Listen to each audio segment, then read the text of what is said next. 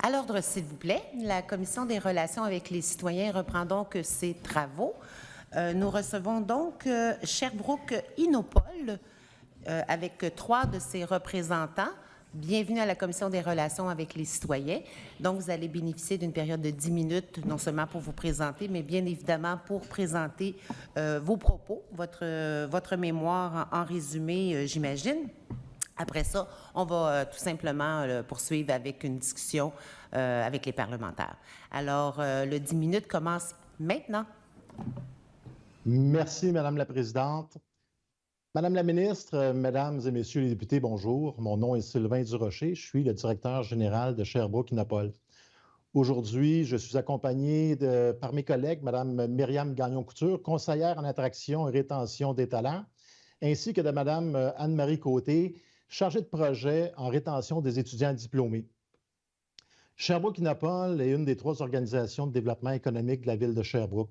Nous accompagnons et soutenons les quelques 700 entreprises industrielles et manufacturières ainsi que technologiques qui sont localisées sur notre territoire, ainsi que les entreprises de la zone d'innovation, comme vous le savez, qui sont sur le thème des technologies quantiques et des applications technologiques. Nous mettons notre expertise et nos réseaux au service des entreprises de nos 5 filières clés pour les soutenir face à leurs défis stratégiques. Vous n'êtes pas sans savoir que la disponibilité de main-d'œuvre est l'un de ces enjeux. Et d'ailleurs, nos entreprises, nos entrepreneurs nous le mentionnent de plus en plus, nous parlent des impacts économiques négatifs qu'a la disponibilité de main-d'œuvre. Vous en avez entendu parler au courant de la semaine et des semaines précédentes, perte de contrats, retard de livraison, les enjeux de productivité, etc. Et comme plusieurs organismes au Québec, nous nous sommes penchés sur les solutions possibles face à cet enjeu. Que ce soit l'automatisation, la requalification des travailleurs, les travailleurs expérimentés et l'immigration. Mais force est de constater qu'il n'y a pas de solution unique ou de solution miracle pour régler ce problème aux enjeux complexes. L'attraction et la rétention de main-d'œuvre en région est un défi. L'attraction, la rétention et l'intégration des main-d'œuvre issues de l'immigration en région est un défi encore plus grand. Pourtant, cette solution de la main-d'œuvre issue de l'immigration est probablement l'une des réponses à plus haut potentiel pour l'enjeu. Nous remercions tous les membres de la Commission pour l'invitation à venir vous présenter nos recommandations et discuter avec vous sur ce sujet. Je vais passer sans plus tarder la parole à mes collègues pour qu'ils puissent vous présenter nos recommandations. Ils nous seront disponibles par la suite pour répondre à vos questions. Myriam, je te passe la parole. Merci Sylvain. Au cours des dernières années, le recours à l'immigration temporaire a fortement augmenté. Lorsque les entreprises vont recruter à l'international, leurs principaux critères de sélection sont vraiment les compétences de ces travailleurs-là. Les compétences au niveau de la tâche, au niveau du travail à accomplir. Une des situations qu'on observe souvent, c'est une entreprise qui est à court de ressources qualifiées dans un métier pour lequel il n'existe plus vraiment de formation au Québec. Souvent, ce sont des compétences techniques très recherchées, très nichées, comme des opérateurs de machines à coudre industrielles, des chaudronniers, des bobineurs, des personnes qualifiées dans la transformation de métaux particuliers. Les formations se font en entreprise, souvent d'un mentor à un apprenti, mais ce ne sont pas des formations qui sont couvertes par des diplômes spécifiques. Parce que ces compétences-là sont très rares au Québec et que les entreprises perdent de plus en plus leurs travailleurs qualifiés pour la retraite, ils se tournent vers l'international pour recruter des travailleurs de niveau intermédiaire qui connaissent déjà ces métiers-là. Puisqu'il n'y a pas toujours de formation associée, les travailleurs sont souvent dans des catégories FAIR 4 ou 5, ce qui rend le passage du statut temporaire à permanent beaucoup plus difficile, malgré le grand besoin de main-d'œuvre qu'ils viennent combler et le fait que les besoins soient de nature permanente et non temporaire. À Sherbrooke, des entreprises vont recruter dans plusieurs pays différents, parfois des pays francophones, parfois non, parce que ce sont les compétences techniques qui sont au cœur du besoin. Le critère de français oral n'est donc pas toujours une priorité. Par contre, les travailleurs qui sont recrutés vont souvent être immergés dans un environnement de travail francophone où ils sont capables de se débrouiller en français ou dans une autre langue. Plusieurs vont suivre des cours de français pendant la durée de leur permis de travail, mais l'apprentissage s'ajoute à toute adaptation à un nouvel emploi et à un nouveau pays. La durée d'un contrat de travail n'est parfois pas suffisante à l'apprentissage d'un niveau 7 en français oral, mais un niveau aussi élevé n'est pas toujours non plus nécessaire à bien s'intégrer dans son milieu de travail.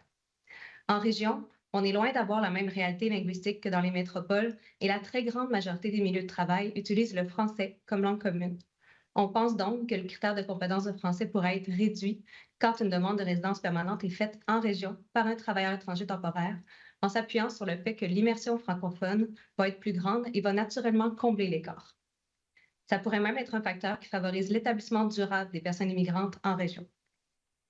Le passage du statut de travailleur temporaire à celui de résident permanent pourrait être facilité en ouvrant les critères de sélection du PEC aux métiers semi ou peu spécialisés et en abaissant le niveau de français oral requis pour les demandes qui sont faites en région.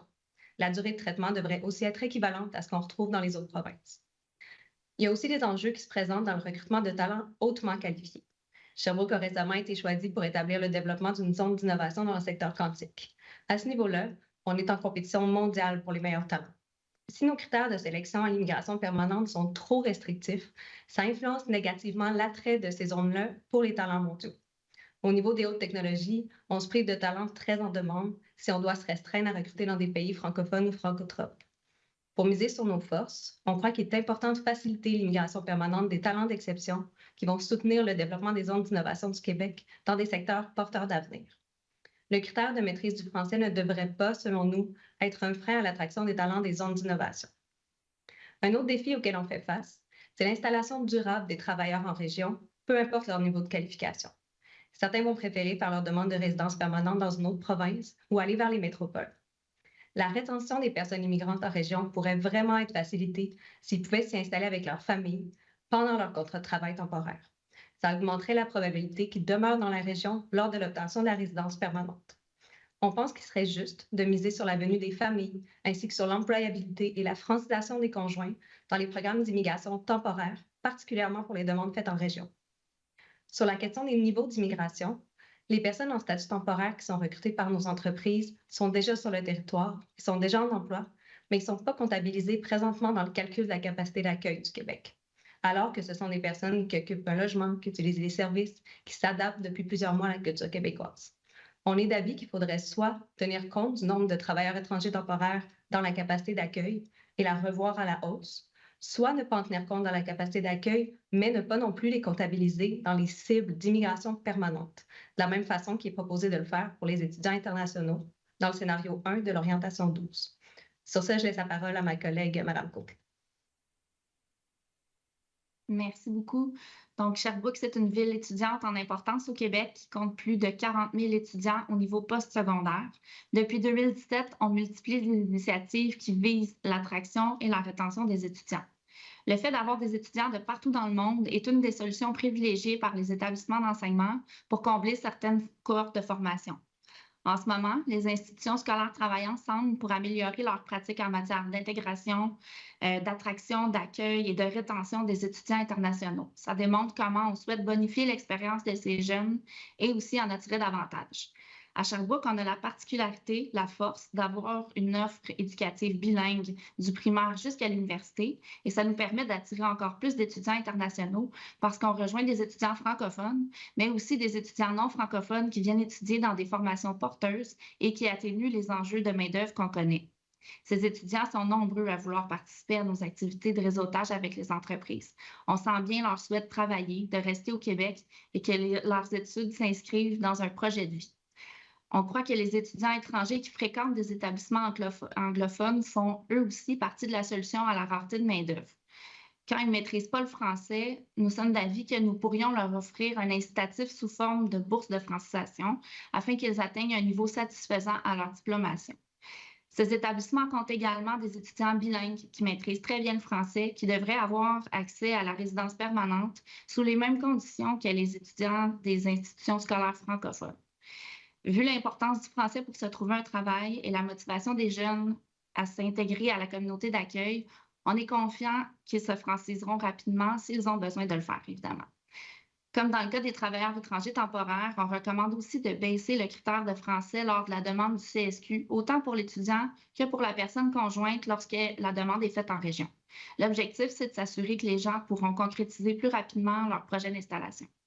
Et toujours en lien avec l'admissibilité au niveau du programme de l'expérience québécoise, dans le volet des diplômés internationaux, on pense que d'y ajouter le diplôme d'attestation d'études collégiales comme condition du volet permettrait de retenir davantage de diplômés. En tant qu'organisme de développement économique, on collabore avec les collèges publics et privés pour arrimer les formations aux compétences recherchées par nos entreprises. Mais les AEC sont des formations qualifiantes qui répondent directement et rapidement aux besoins du marché du travail. Les diplômés d'AEC doivent passer par le PRTQ actuellement s'ils veulent rester au Québec. Le problème, c'est qu'ils doivent cumuler 24 mois en emploi avant de pouvoir déposer leur demande. Et s'il n'y a pas de changement au PRTQ, ils seront peut-être défavorisés au niveau du pointage.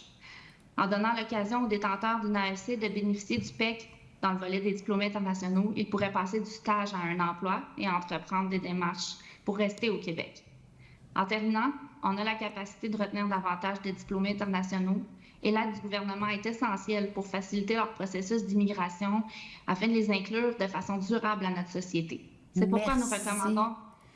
Le temps est terminé, mais on va commencer une période d'échange. Alors, vous étiez pas loin de la fin de votre présentation. Merci beaucoup pour cette présentation. Merci. Je me tourne du côté de la banquette gouvernementale avec une période de 16 minutes 30 et le temps débute pour vous, Madame la ministre.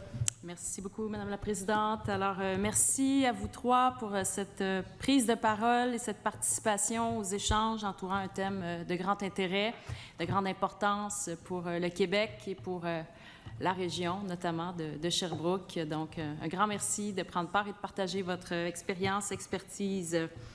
Alors, dans un premier temps, je voudrais référer à une des affirmations que vous faites dans votre mémoire, où vous mentionnez qu'il faut renforcer, au niveau du MIFI, qu'il faut renforcer les liens entre le programme de régionalisation de l'immigration et les acteurs locaux. Notamment les organismes de développement économique, les organismes de promotion territoriale, les organismes d'accueil et tout ça. Alors, je voudrais simplement souligner que de notre côté, notre principal programme qui vise à favoriser la régionalisation de l'immigration, c'est le PAC, le programme d'appui aux collectivités, qui est justement basé sur cette logique de concertation régionale avec un ensemble d'acteurs, dont les municipalités, également les MRC.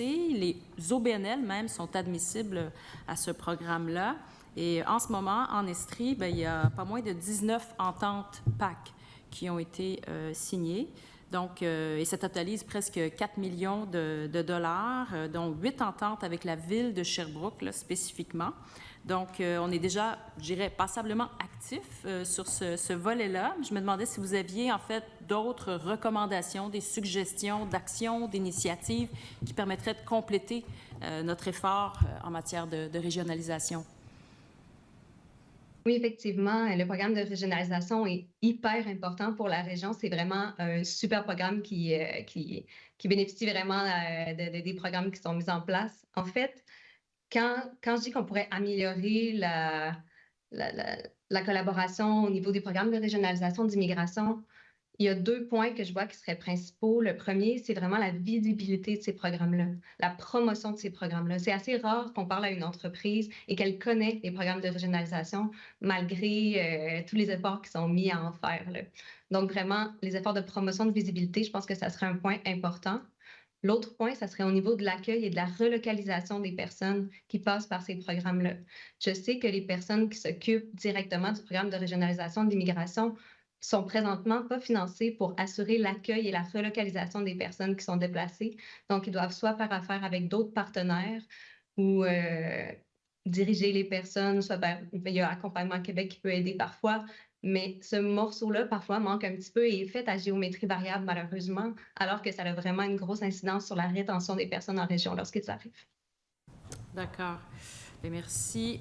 En termes justement d'attraction, qu'est-ce que vous diriez qui sont des facteurs déterminants pour attirer les travailleurs étrangers en Estrie ou à Sherbrooke? Là, quelles sont les cordes fortes là, sur lesquelles vous travaillez? Effectivement, l'Estrie a plusieurs forts facteurs d'attraction. Puis je dirais que c'est pas là que le bas blesse au niveau de l'attraction en Estrie. On a quand même des facteurs très forts de qualité de vie, des facteurs d'éducation, des pôles éducatifs avec l'université, des grands pôles du savoir. On est assez attractif. En fait, on a eu des taux de migration interrégionale vraiment intéressants dans les dernières années. C'est surtout au niveau de la rétention, en fait, qu'il y a beaucoup d'efforts à faire, de comment on accompagne les gens qui décident de faire le mouvement vers l'Estrie. Là, je pense qu'il y aurait une plus grande concertation à y avoir entre les acteurs pour que ça se fasse pas à géométrie variable dépendant de quelle entreprise recrute quel type de travailleurs, mais qu'il y ait vraiment une concertation au niveau de comment on s'y prend pour l'accueil puis la relocalisation des gens. C'est sûr qu'avec, on a toutes sortes d'enjeux en Estrie qui sont présents partout au Québec, là, comme la recherche de logement, le logement abordable pour les personnes, où est-ce qu'on les place lorsqu'ils sont recrutés.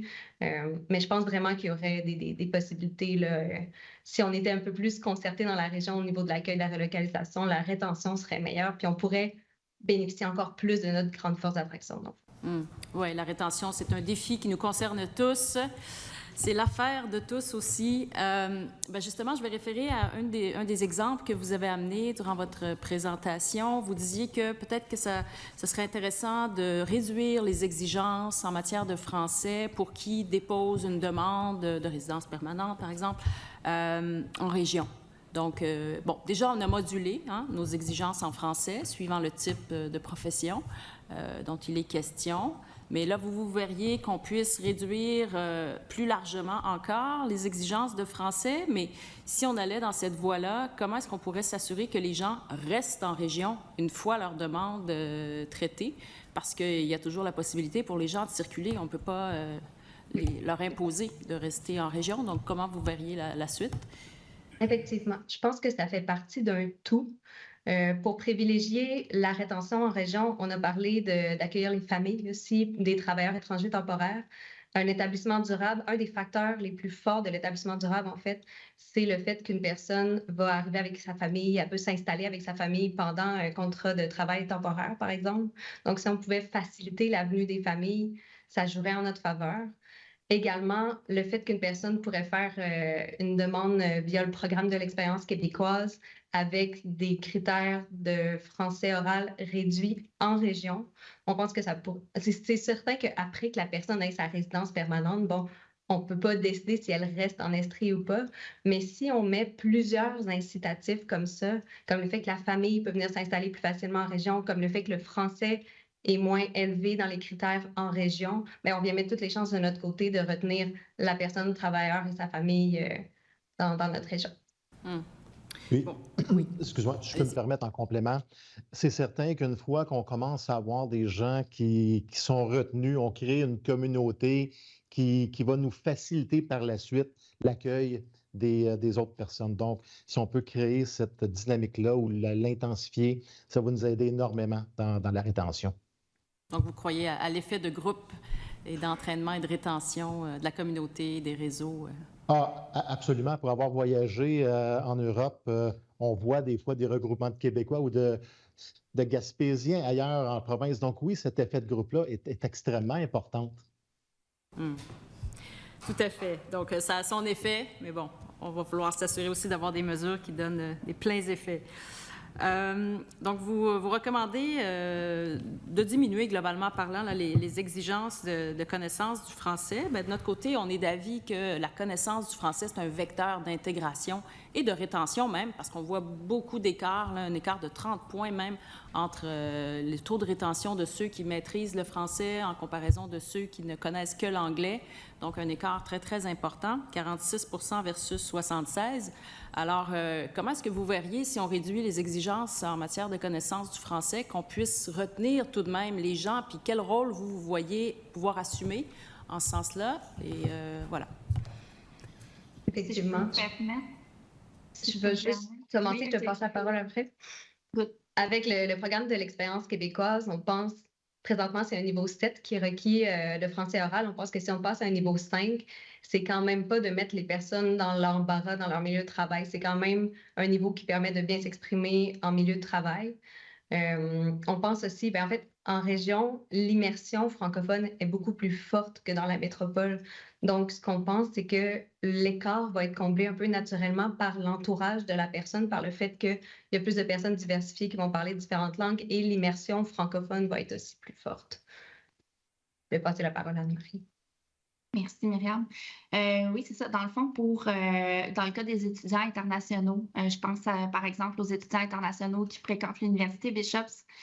Bon, j'en ai rencontré quand même quelques-uns là, depuis 2017, puis on sent vraiment qu'il y a un intérêt à se franciser, à comprendre le français, à l'apprendre, à le maîtriser pour faire partie de la société d'accueil, un peu comme je le disais tantôt durant la présentation. L'intérêt, en fait, ce serait de vraiment que les étudiants apprennent le français tout au long de leur parcours de formation. Puis on pense qu'à travers une bourse, ce serait comme un incitatif là, vraiment pour apprendre le français. Puis ça pourrait aussi leur permettre d'avoir moins de pression à devoir travailler pendant leurs études. Ça, c'est un avantage là, quand il faut en plus apprendre une autre langue à travers une intégration dans un nouveau milieu de vie, dans un nouveau programme, dans un nouvel établissement d'enseignement. Merci. Les entreprises que vous accompagnez dans le contexte actuel, c'est sûr, recourent beaucoup à l'immigration. Qu'est-ce que vous voyez aussi comme réaction par rapport à la rareté de main-d'œuvre, par rapport à d'autres mesures de solutions, par exemple à l'investissement, dans le rehaussement de la productivité, dans des nouvelles technologies? Est-ce que vos entreprises, soit à Sherbrooke ou en Estrie plus largement parlant, réagissent aussi avec cette volonté d'accroître leurs investissements en augmentation, en investissement en technologie ou en augmentation de la productivité? Oui, effectivement, si on regarde les chiffres de l'Institut de la statistique du Québec sur les investissements en équipement, c'est tout le temps en croissance, c'est tout le temps important. Donc, nous, ça fait partie des éléments dont on fait la promotion auprès des entreprises, d'aller vers la technologie. C'est certain que la technologie a ses propres limites par rapport à un travailleur, mais ça fait partie de l'ensemble des outils dont on fait la promotion pour aider les entreprises à alléger le problème de main-d'œuvre. Donc, vous voyez un rehaussement significatif? Oui, nous, on le voit dans les investissements qui ont lieu. Donc, il y a une augmentation annuelle. Je ne pourrais pas vous citer le pourcentage, mais oui, c'est une nécessité en réalité. Moi, je le vois dans des entreprises transformation métallique que je visite. C'est des nouveaux robots, des nouveaux équipements d'automatisation qui apparaissent parce qu'ils n'ont pas le choix pour maintenir leur productivité. C'est souvent la seule option disponible pour pouvoir le faire. Merci. Madame la Présidente, je vais céder le droit de parole. Merci beaucoup, Madame la ministre. Alors, je me tourne du côté de la députée de Vimont et il vous reste 5 minutes 20 secondes. Parfait. Merci, Madame la Présidente. Merci. Bonjour à vous trois. Merci d'être là. D'entrée de jeu, vous nous avez partagé vos inquiétudes. Je vais prendre un petit peu les propos de Madame la ministre concernant la pénurie de main-d'œuvre, la rétention des employés. Des travailleurs, excusez-moi, pas des employés, des travailleurs. Ça va mal si on est rendu là. J'aurais aimé vous entendre sur qu'est-ce qui pourrait être fait encore davantage pour justement faciliter la transition des travailleurs vers la résidence permanente. C'est certain que des passages accélérés comme le programme de l'expérience québécoise, c'est une des plus belles voies pour faciliter le passage vraiment du statut temporaire à permanent. Avec les dernières années, les délais pour les travailleurs pour obtenir la résidence permanente via le PEC se sont allongés. On est à 24 mois présentement. Il y a certaines catégories d'emplois aussi qui n'ont pas accès à ce programme-là, alors que ce sont des personnes qui sont sur le territoire, qui ont un emploi, qui sont intégrées dans la communauté sherbrookoise. On aimerait vraiment que plus de travailleurs de catégorie peut-être faire 3, faire 4, faire 5 puissent passer par le programme de l'expérience québécoise pour accéder à la résidence permanente. On pense aussi que tous les efforts qu'on peut mettre en accueil au niveau de la relocalisation des travailleurs, au niveau de la création de réseaux aussi pour les personnes, donc de les faire rencontrer d'autres personnes immigrantes, de célébrer l'arrivée des gens dans la ville ou dans la région, tout ce qui peut aider à créer un réseau est bon. Et l'installation familiale aussi a un grand rôle à jouer là, sur la rétention des travailleurs et le passage de la résidence, du statut temporaire à la résidence permanente. Vous mentionnez quelque chose d'intéressant. Vous parlez de concertation des acteurs du milieu. Donc, une solution peut-être pour contribuer à les garder, hein, notamment les immigrants. Quand vous parlez de concertation du milieu, qui vous voyez dans cette concertation? Je vois des organismes d'employabilité, des organismes de relocalisation aussi. On a des OBNL en Estrie qui font de l'accueil de la relocalisation et définitivement les sociétés de développement économique aussi. Dans chacune des MRC de l'Estrie, il y a des services de développement économique qui sont parfois reliés à la MRC, qui sont parfois un peu plus comme Sherbrooke-Innopol en paramunicipal.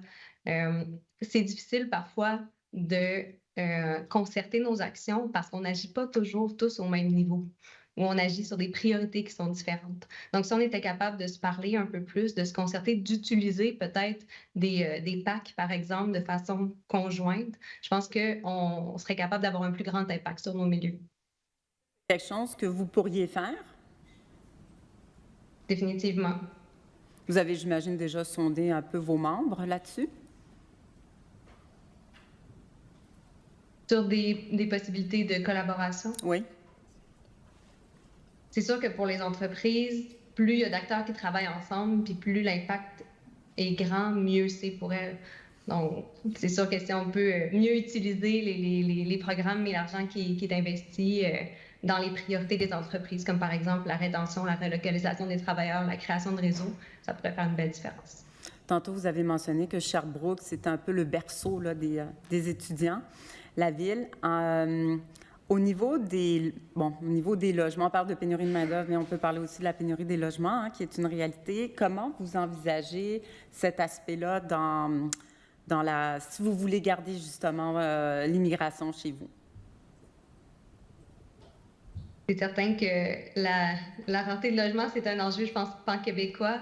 Je sais que la Ville travaille de concert à créer des endroits où il pourra avoir du logement abordable, à faire de la densification également au niveau du centre-ville, au niveau de la colline universitaire, dans les endroits qui sont les plus fréquentés. Donc, il y a beaucoup d'énergie qui est mise sur ça afin que les nouveaux arrivants dans la région, on sait, on est une région qui est très attractive. Si on veut pouvoir continuer à bénéficier de cette attraction-là, il faut que les gens aient des endroits pour s'installer, puis c'est une priorité de la ville et du développement économique en ce moment. J'imagine que vous avez des beaux exemples d'entreprises qui ont réussi. À trouver des logements. Oui, je dirais accueillir puis intégrer. Il y en a, en fait, je pense qu'il y en a un peu partout, mais c'est toujours intéressant de les entendre parce que ça peut être porteur de peut-être solutions aussi pour d'autres entreprises. Effectivement, on voit des entreprises qui vont offrir des logements de façon temporaire au début quand les personnes arrivent, qui vont payer des loyers pendant un certain temps pour s'assurer que les gens aient le temps de trouver un logement plus permanent. Vraiment, les entreprises rivalisent de créativité là, à titre de loger des personnes, bien les accueillir. On a vu des gens accueillir des gens chez eux lorsqu'il manquait de logement. Vous arrêtez la période d'échange avec la banquette gouvernementale se termine ainsi. On va poursuivre cette fois-ci avec l'opposition officielle et la députée de Chaumédé pour une période de 12 minutes 23 secondes. Le micro est à vous. Merci, Madame la Présidente. Bonjour, merci d'être là. C'est vraiment intéressant. Ça fait 2 semaines, on écoute tous les groupes et puis c'est très alarmant. Le vieillissement de la population et le manque de main-d'œuvre et les changements qui ont été apportés dans le passé sur le programme de l'expérience québécoise, le PEC qu'on nomme, pour les gens qui nous écoutent, pour comprendre qu'est-ce que c'est. Est-ce que vous avez... qu'est-ce que vous pouvez nous dire concernant le changement qui avait été apporté sur les règles de PEC? Comment ça a affecté votre région? J'ai l'impression qu'un des impacts principaux qui a été créé à la suite des changements du PEC, qui a allongé un peu, en fait, l'expérience que les gens devaient avoir au Québec, l'expérience de travail qu'ils devaient avoir avant de pouvoir accéder à la résidence permanente par le PEC, ça fait qu'on va peut-être perdre certaines personnes qui vont aller vers d'autres provinces pour faire leur demande de résidence permanente via l'entrée express, par exemple, ou via des programmes qui sont plus avantageux et plus rapides pour eux. Là. Est-ce que le PEC, en ce moment, est-ce que ça répond mieux aux besoins? Est-ce que c'est assez? Pouvez-vous élaborer là-dessus? Ça répond moins rapidement, en fait. il y a des délais qui ont été allongés. Donc, étant donné que l'expérience de travail requise est plus longue, on parle de 24 mois au lieu, avant, c'était 12 mois d'expérience de travail lorsque la personne parlait français pour qu'elle puisse accéder à la résidence permanente via le PEC.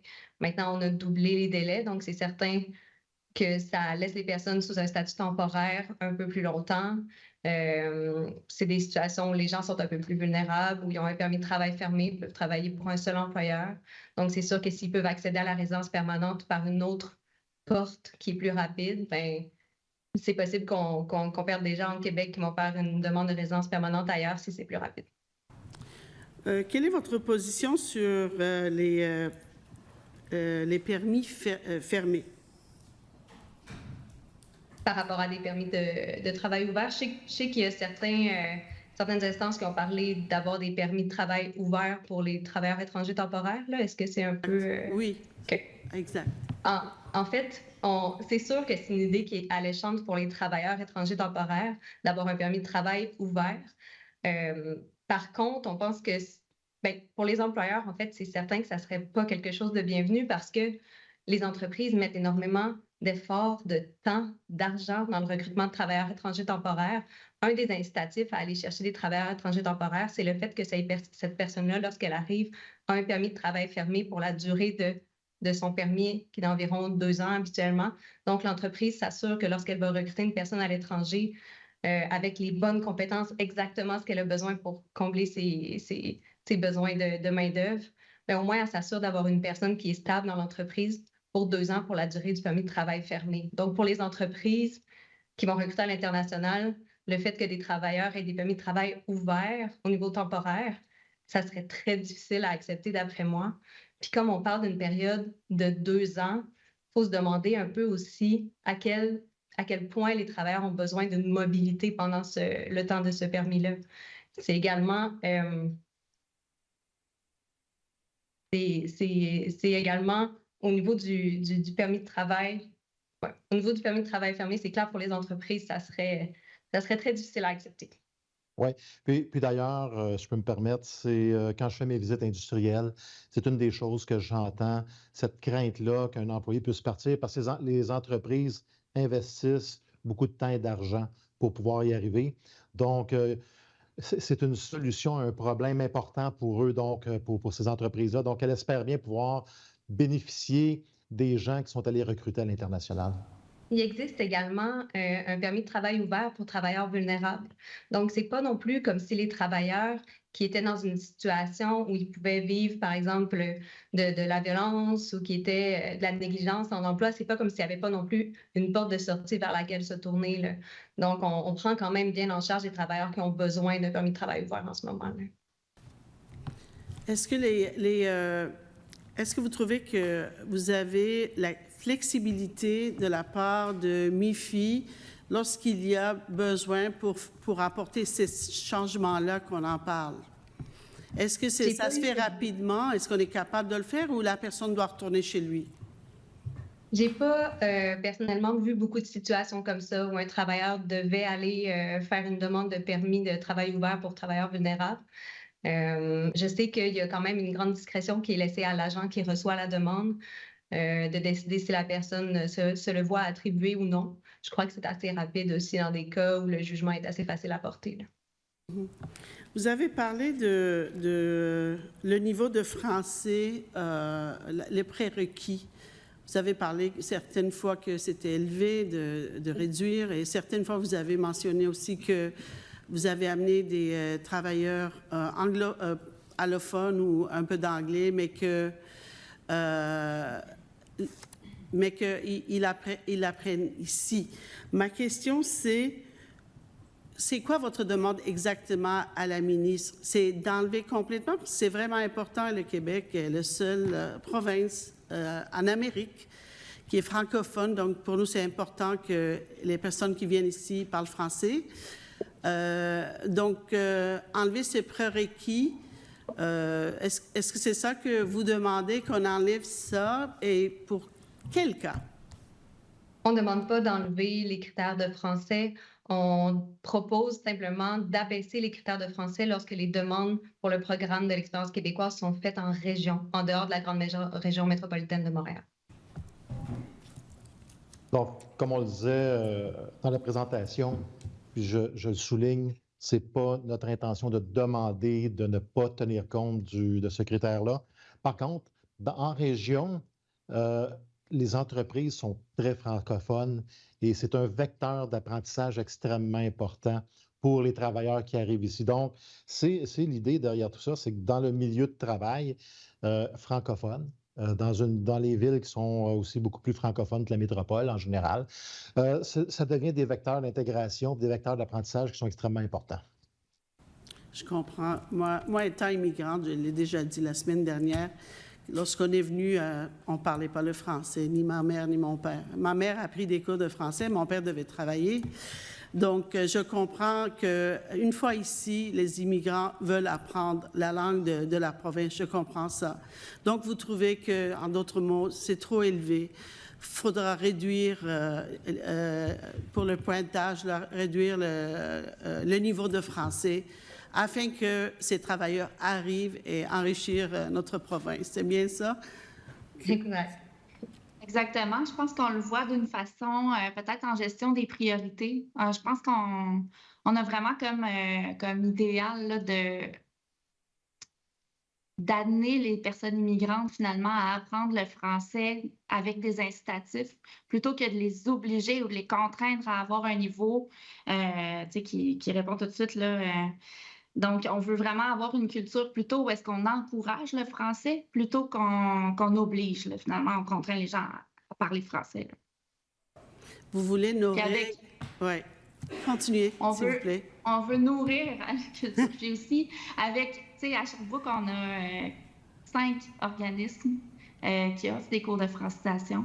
On a aussi des collèges, des universités, on a la formation générale au secondaire. On a plein d'institutions d'enseignement qui offrent des cours de français aussi. Donc, c'est possible de franciser tout le monde. Puis là, en plus, il y a Francisation Québec qui va être lancé prochainement. Là. Donc, on pense que réellement, c'est faisable d'encourager l'apprentissage du français. Parlant des étudiants, vous avez mentionné que les étudiants qui arrivent ici, que ce soit dans les écoles anglophones ou francophones, si j'ai bien compris, c'est de les traiter de la même manière, équitablement. Est-ce que c'est ça que j'ai compris? Pouvez-vous élaborer là-dessus? Ben, en fait, ce qu'on disait, c'est que les étudiants anglophones ont besoin d'apprendre le français. Dans le cas des étudiants francophones, c'est que par exemple, à l'université, on a 2 universités. Nous, sur notre territoire, on est très chanceux. On a l'Université de Sherbrooke qui est francophone, mais on a aussi l'Université Bishops qui est anglophone. Au niveau de cette université-là, bien, il y a plein d'étudiants français, par exemple, qui étudient à Bishops. Et donc, eux doivent quand même prouver qu'ils parlent le français, même s'ils sont francophones de base, parce qu'ils fréquentent un établissement anglophone. Donc, c'est un peu ça qu'on disait, là. C'est bien évident que nous aussi, on veut que les gens parlent français. Et on pense que ce qu'on voulait, c'est surtout encourager les étudiants non francophones, on va dire, parce que souvent l'anglais est aussi une deuxième langue. On veut surtout les encourager. Donc, on parlait d'une bourse émise par le gouvernement qui pourrait justement faciliter l'apprentissage du français tout au long de la formation. Est-ce que c'était ça votre question? Oui, c'est ça. Ça répond bien? Effectivement, oui. Donc, il faudra alléger ce côté-là aussi, surtout les francophones qui arrivent, pas besoin de passer un examen, un prérequis. C'est leur langue maternelle, disons, ou sont francophones. Je comprends ça. Avez-vous des points que vous aimeriez ajouter? Y a-t-il des points que vous dites, il faudra que j'ajoute ce point-là? Qu'est-ce que ça serait? Myriam?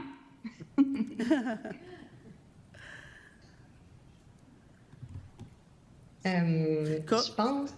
Ben, en fait... savez-vous quoi? Oui. Peut-être quel point vous aimeriez qu'on se rappelle? Okay.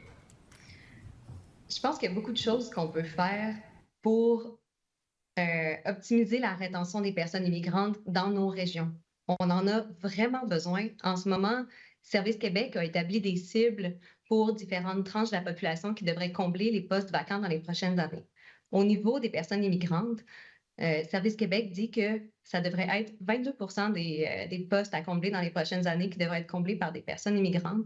À Sherbrooke, on est à un ratio de 13 en ce moment. Donc, on a vraiment une belle possibilité ici d'aller attirer davantage et de retenir davantage de personnes immigrantes dans la région pour combler nos postes vacants. Ça fait partie de la solution à la pénurie de main-d'œuvre à travers d'autres solutions comme la productivité des entreprises, comme le travail des personnes expérimentées, comme le travail des plus jeunes. Mais je pense qu'on a vraiment un manque à aller gagner ici à avoir plus de personnes immigrantes qui viennent combler nos postes de travail. À Montréal, en ce moment, ce ratio-là approche les 50 donc est au-dessus des cibles de Service Québec. La régionalisation est très importante, puis tout ce qui peut servir d'incitatif à attirer la main-d'œuvre immigrante en région aussi peut avoir un grand impact. Merci beaucoup. Merci. Le temps, cette autre portion du temps est terminée. Mais il nous en reste une dernière avec le député de Saint-Henri-Sainte-Anne pour une période de 4 minutes 8 secondes. Monsieur le député, le temps est à vous. Merci beaucoup. Merci pour votre belle présentation. Je vais parler de votre recommandation 3 sur faciliter la venue des familles. Ce que je comprends donc, c'est qu'encore à ce jour, les travailleurs étrangers temporaires avec une EIMT à bas salaire n'ont pas le droit de faire venir leur famille. Donc, en gros, ceux qui ne gagnent pas assez n'ont pas le privilège de faire venir leur famille au Québec, au Canada essentiellement. Comment on peut tolérer ça en 2023 que le droit de voir ta famille est conditionnel à ton salaire? Oui. En fait, la raison qui explique cette décision-là, c'est le fait qu'une personne à bas salaire aurait plus de difficultés à subvenir aux besoins de sa famille si son conjoint ou sa conjointe ne travaillait pas, par exemple. Par contre, avec les besoins de main-d'œuvre qu'on vit en ce moment, on est vraiment d'avis qu'un travailleur étranger temporaire à haut ou à bas salaire pourrait bénéficier d'avoir son conjoint ou sa conjointe qui pourrait vivre son projet d'immigration avec lui ou elle et avoir un permis de travail ouvert. Évidemment, comme vous le dites, la conjointe ou l'autre personne peut avoir un permis de travail ouvert et donc contribuer d'autant plus économiquement. Après, au Québec, pour nos citoyens, on ne se pose pas de questions à savoir si, avec un bas salaire ou un haut salaire, tu as des droits différents. Là. On ne majore pas les droits des citoyens en vertu de leur salaire horaire. Donc, je pense que c'est une revendication forte que le gouvernement du Québec devrait faire au fédéral parce qu'en 2023, c'est tout à fait inacceptable que quelqu'un ait le droit ou non de voir sa famille parce qu'il gagne 15$ au lieu de 40 ou 50. Tout à l'heure, vous avez parlé, j'entends votre position sur le permis de travail ouvert. Je me pose la question, est-ce que vous avez une position différente sur l'EIMT ouverte, donc l'EIMT non nominative? Est-ce que là, il n'y a pas des ouvertures ou bien au permis de travail ouvert par région ou au permis de travail ouvert sectoriel? Bref, est-ce que vous avez des marges de manœuvre d'ouverture de votre côté sur la question du permis de travail fermé? Sur la question des permis de travail ouverts sectoriels ou ouverts par région, je suis d'avis que ça va être très difficile, encore une fois, à faire accepter par les entreprises parce qu'eux veulent s'assurer d'avoir la main-d'œuvre qu'ils ont recrutée pour une période donnée, là, qui est habituellement une période de 2 ans. Au niveau de l'EIMT non nominative, ça serait quelque chose à explorer, je pense. Mais on n'a pas creusé davantage la question. Parce qu'on est la seule province à ne pas avoir l'EIMT non nominative. Les autres provinces sont toutes des EIMT ouvertes, à ce que je sache. Là, vous me corrigerez si je me trompe, mais le Québec, on est pris avec une EIMT fermée avec le nom du travailleur. Donc, c'est un point qu'on doit se poser. Si on assouplissait aussi donc le fardeau des entreprises dans les démarches de IMT, c'est 1 000 $ par personne, au moins pour le IMT, les frais de CAQ, les frais de permis de travail, les frais de conformité. Si on assouplissait aussi les exigences de publicité là, de l'offre d'emploi, donc sur les différents sites, est-ce que là, on ne viendrait pas peut-être amoindrir la réticence de l'entreprise à permettre ou accepter le permis de travail ouvert? Ce que je comprends en gros, c'est qu'après avoir investi une dizaine de mille, mettons peut-être 12 000 $, 13 000 la compagnie ou l'entreprise ne veut pas perdre son travailleur. Mais si on parlait de démarches qui étaient plutôt autour de 1 000, 2 000, peut-être que là, il y aurait une ouverture. Est-ce que je vous comprends bien? Effectivement, ça pourrait faire une grande différence si c'était un tout compris vraiment, si les démarches étaient plus faciles pour les entreprises. C'est clair que la réaction serait différente. Là. C'est vraiment un parcours du combattant en ce moment là, d'aller recruter à l'international. Les entreprises ne font pas ça de gaieté de cœur pour le plaisir, c'est vraiment par nécessité. Donc, effectivement, si les délais, les coûts pouvaient être facilités, si les EIMT pouvaient être ouvertes à plusieurs non nominatives, là, pas pour un seul travailleur, ça ferait une énorme différence. Ouais. Merci beaucoup. Alors, la présentation est terminée. Le temps imparti à cette présentation est terminé en réalité. Alors, merci beaucoup à vous trois pour l'apport à nos travaux et je suspends la commission pour quelques instants.